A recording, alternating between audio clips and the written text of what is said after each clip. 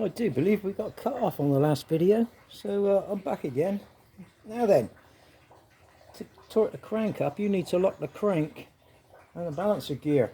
It just so happens that my blowed up gearbox is the same thread, teeth, pitch, etc. So if I just hold that carefully in there, I should be able to just come past the clutch tool. Right, that's my primary torque. Yeah, it says 128, which is a lot. 124, 6, 128 secondary torque. Here we go, which is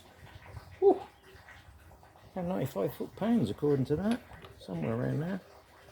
Anyway, because that's F tight, will hold everything and swing down on it.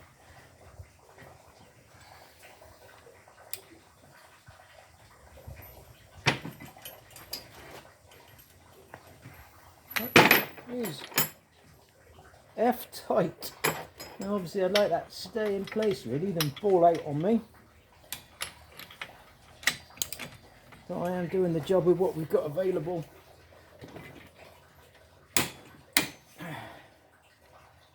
Bigger bada bang. Right.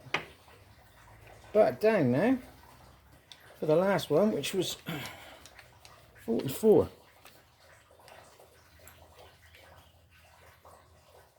Right, 42. 44 is right there. What size socket are we saying? 19? Yours. Okay, so keeping that tool. Oops. No longer keeping that tool.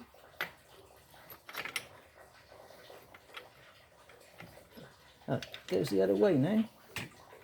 Yes. Silly boy, it's contra-rotating, isn't it?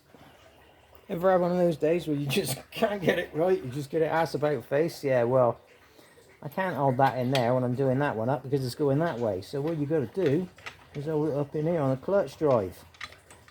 There, look, see? Hold it in there. Or you could go out and buy the proper tool. But anyway, I've got that now. I'll put that in my interesting bits I can use later on. Right, let's whip the clutch locker off.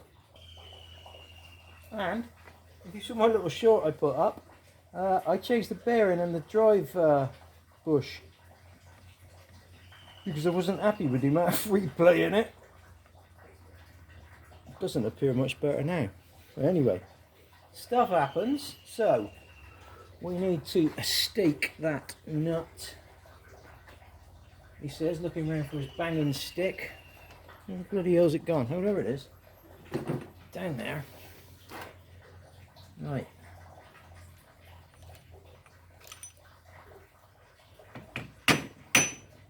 Just tap your tab in there. Did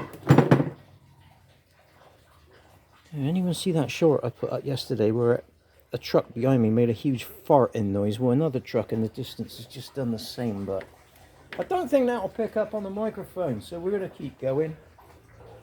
Right. Clutch is staked. It's turning nicely. That's turning nicely. That's turning nicely. What should we do next? Bung the clutch in, I suppose. Right, in go the slimy little bad boys. This is the clutch that came out.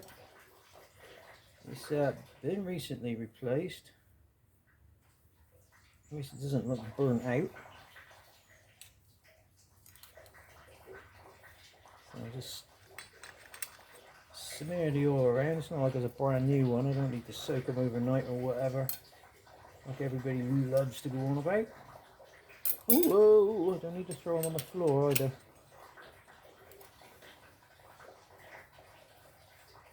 So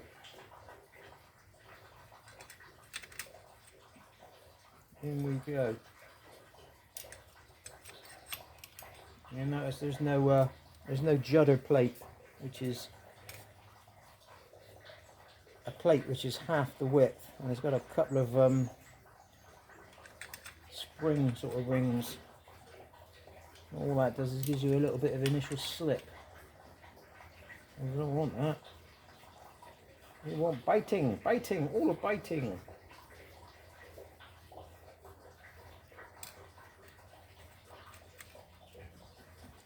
Right, that's the clutch lobbed in. Drive plate, end bearing, and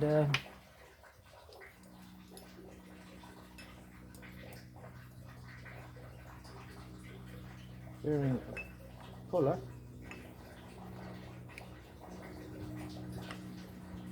Right. Hold your ears a minute, because I'm going to blow the springs off. Hey, that doesn't sound right. Another way I can tell this clutch is very new is because there's no build-up of brown slime on there, like there was on mine. Alrighty. Now then, lock up tool. Just lock it up on the primary drive gear. Hold your basket so it doesn't fall out.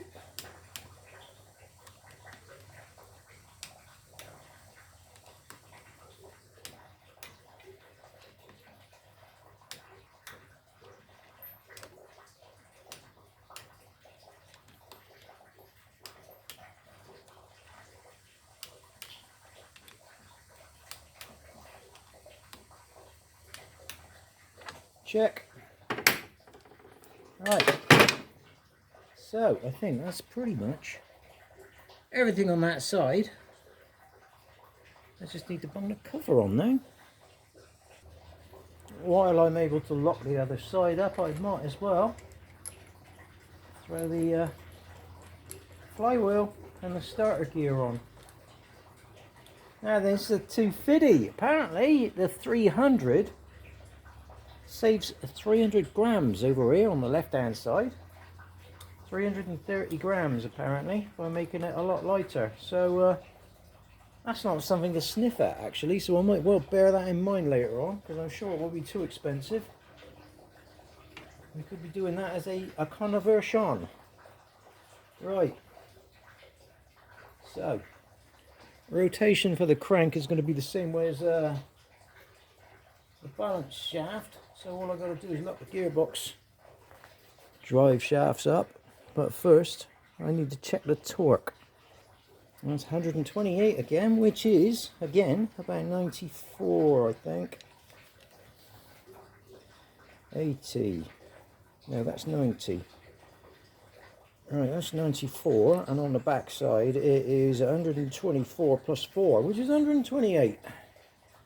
So, I'm not going to get that by lifting on it, that's for sure.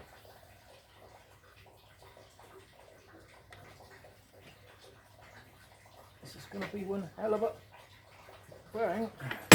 Oops, you don't want to do that. Right. The gear shaft in. The stand's breaking. Come back a couple of clicks. God, gee. Right.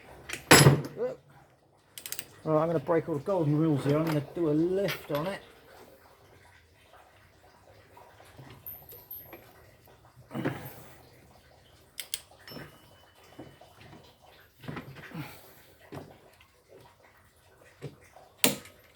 Wow.